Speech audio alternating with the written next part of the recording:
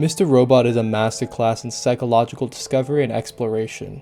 It delves into the depths of humanity through its characters in such magnificent ways. While it would be nearly impossible to explore all of the show's psychological depth in one video, I would at least like to look at two aspects of psychology that are heavily prevalent in the show: attachment theory and mental illness. According to the University of Illinois, the theory of attachment was originally developed by John Bowlby, a British psychoanalyst who was attempting to understand the intense distress experienced by infants who had been separated from their parents. Bowlby observed that separated infants would go to extraordinary lengths, such as crying, clinging, frantically searching, to prevent separation from their parents, or to reestablish proximity to a missing parent.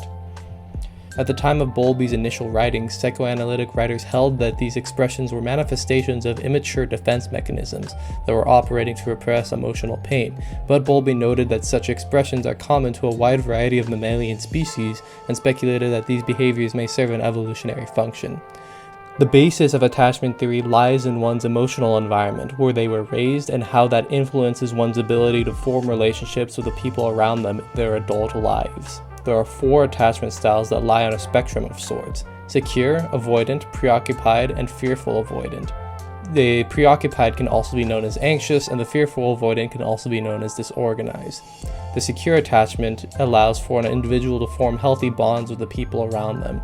They are secure and comfortable enough in their own skin, but they can also feel secure and comfortable with others. The avoidant, on the other hand, will dismiss and avoid close relationships with people. They tend to keep people at a distance and preserve their own autonomy and safety above all else. They may feel smothered by affection and are unlikely to be affectionate with others. The preoccupied or anxious person lacks confidence in themselves and to be by themselves, thus they cling on to others in the hopes that they will be safe and protected. The fearful avoidant or the disorganized person is a mix of the avoidant and the preoccupied. They withdraw from people in fear of being smothered and consumed by their demands, but they deeply seek connections with people around them, causing a constant push-pull relationship between their desire for autonomy and their desire for closeness. Why is this relevant to Mr. Robot? I would argue that Mr. Robot is a deeply character-driven narrative where the characters, particularly Elliot and Mr. Robot, drive the story forward. Therefore, I feel it is appropriate to analyze the character relationships and their attachment towards one another. Elliot, the series protagonist, is a prime example of the disorganized or fearful avoidant attachment style.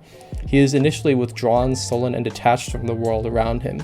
He refuses to connect deeply with people and pushes them away before they can get too close for fear of being hurt by them. He deeply distrusts people, the world, and the institutions around him, and has intense paranoia about a global conspiracy that controls the world and the people in it.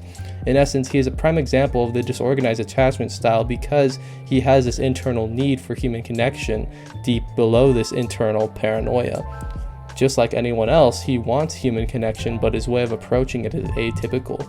He hacks people and invades their privacy in order to find out their deepest secrets and to connect with them in his own way. This is due to the immense trauma that he endured as a child. He was sexually abused by his father, and his mother physically and verbally abused him. His own caregivers, the leading role models in his life, tortured him throughout his childhood, which ultimately caused him to become the paranoid, socially anxious, and awkward Elliot that we know in the series.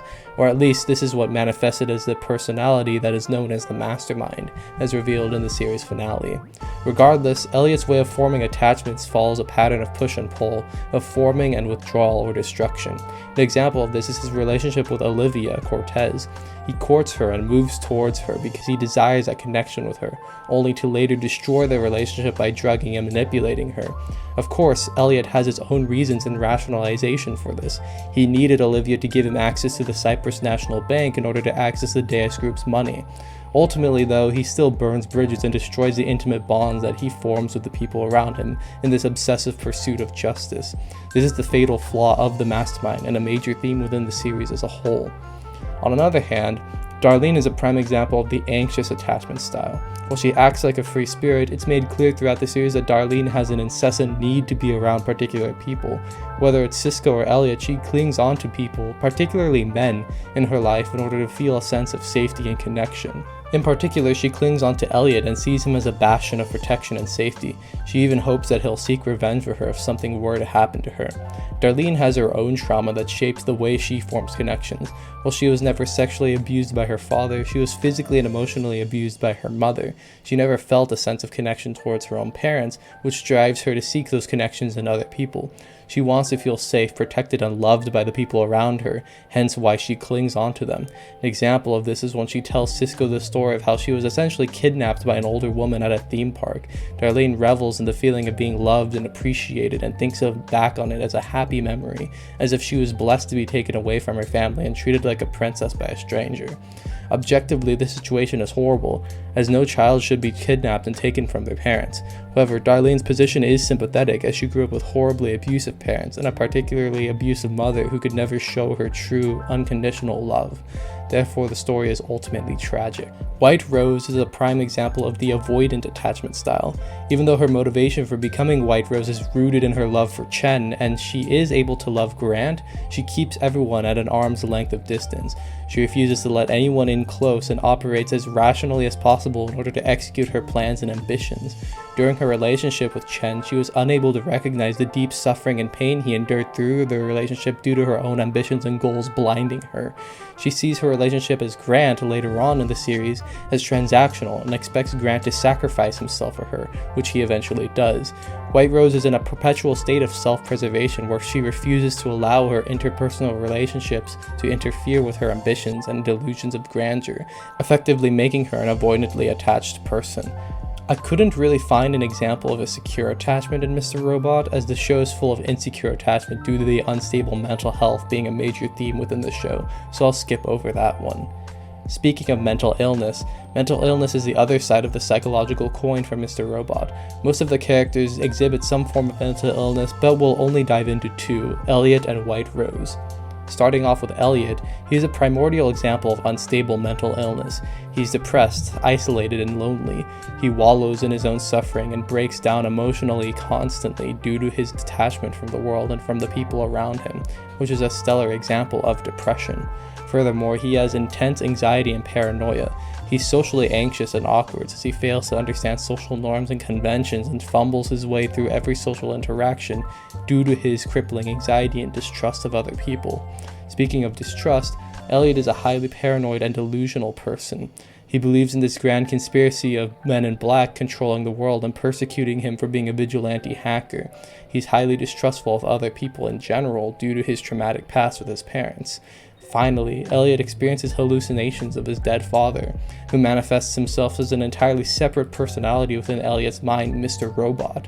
Mr. Robot represents the father Elliot should have had, a protector figure, one who should have defended Elliot from the dangers of the world rather than exposing him to how cruel, ugly, and dangerous the world can be.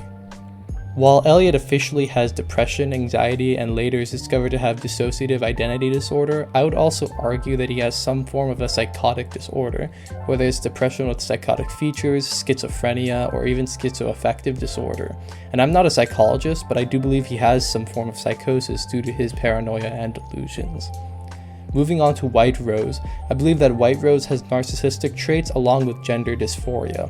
To explain the narcissistic traits, she has these grand delusions, these delusions of grandeur, where she sees herself as a messianic figure who will bring upon a new, perfected reality that can resurrect the dead and that can reverse time. Furthermore, she's a highly manipulative person who uses the people around her like pawns in a global game of chess. She's very callous and has a disregard for human life, justifying every sacrifice as a means to an end. And this goes back to her delusions of grandeur, where she genuinely believes that the lives lost along the way will be undone through her device that would reset reality and reverse time. Now, on to White Rose's gender dysphoria. It's clear from the get-go that White Rose doesn't identify with her sex assigned at birth and feels an immense amount of shame and dysphoria from this. She projects this dysphoria as a need for control, especially control over time, since it's the one thing in the world she lacks total control over. What makes her dysphoria even worse is the society that she lives in. China isn't known for being a safe haven for the LGBT community. It's famously oppressive against the community and cracks down on people for their sexual orientation and gender identity. Therefore, as a high-ranking official in the CCP, it would be impossible for White Rose to maintain her status and validate her gender identity. She couldn't go through a sex change if she wanted to. Therefore, she lives in two conflicting worlds that are at odds with one another, so she seeks to merge them into one by reversing time and distorting the reality she was born into. I could go on and on about Mr. Robot, but I think I'll end things here. It's a revolutionary tale that truly dives deep into the psychology of its characters. From their attachments to their mental illnesses, they don't pull punches in creating an immense amount of psychological depth in the characterization department. Thank you for watching and see you later.